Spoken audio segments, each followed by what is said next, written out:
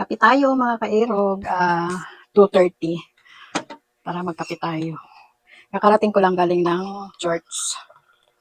Ito, nagbigay ako ng tubig, tapos ito, kasi gusto kong matulog. Maga akong nagising kanina. Kaya ito, inumin ko para makatulog ng maayos. Gusto ko mahimbing matulog. Yan.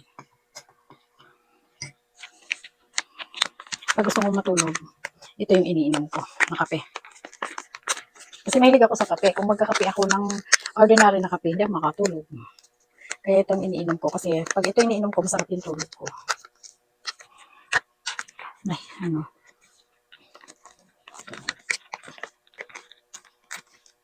Ayun, ayaw siya magbukas. Ay, ayaw magsarado. Ayun. Yan yung kape ko.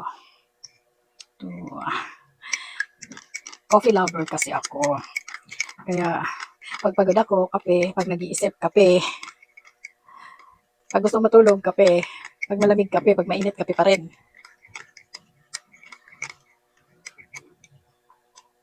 Hindi yata natunaw. Meron siyang pulp na ano. Kaya kung ayaw ng pulp, pwede naman na salain. Ako kasi hayaan mo na gusto ko din ng pulp.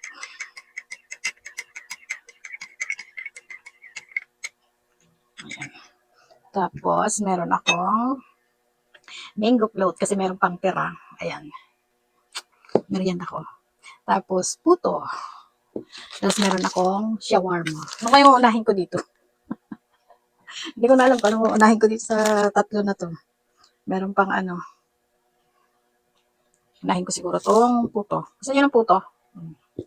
Ay, mango float na lang kasi matamis. Tapos, ito wala kasi tong asukal. Kaya, ito naman unahin natin. Kape muna tayo. Tapos, mango float. Kasi matamis yung mango float, di ba? Ayan, namatay ang aking ilaw. Kasi po, pag wala siyang nasa-sensor na tao, namamatay siya kusa. Tapos pagka may ano, hindi ka na mag on off. Yun ang nilagay ko sa kusina tsaka sa CR namin. Pagka wala siyang na-sensor na tao mo, kusa siyang mamamatay. Kaya pagkapasok mo, hindi ka na mag-on ng ano ilaw. Pag lalabas ka, hindi mo na rin siya i-on. Kasi kusa na siyang mag-on. Kaya yan, wala siyang na-sensor na tao. Kaya namatay siya.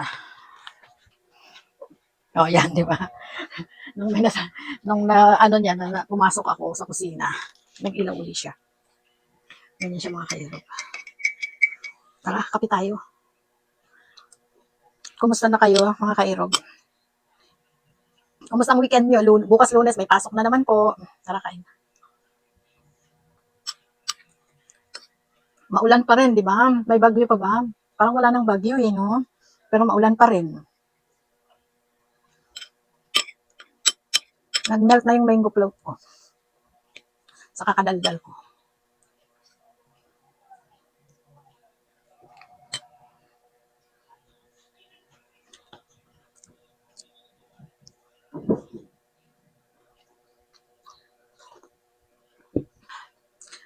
Anong tawag nito? Kanina mainit. Pagpunta ko ng church, mainit. Tapos paglabas ko, hala, ang lakas ng ulan. Buti na lang nagdala ako ng payong. Ngayon, tira mo, makulimlim na naman. Kasi pagdating ko sa bahay, mainit na. Tapos ngayon, tira mo, makulimlim na naman. Kaya hindi mo mapipredict yung panahon natin ngayon. Unpredictable na ang ating panahon ngayon. Kaya, always be prepared tayo.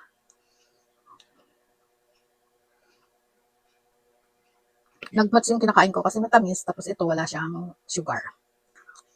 Kaya lang, nag-melt pa siya. Tapos ito puto. Tignan natin. Ayan. Mahanap siya. Ito siguro, mamaya ako nakainin. Ano na lang, dinner ko na lang. Ang shawarma. Pwede na yan, dinner ko. Yan na lang nakainin ko, din ako magra-rice.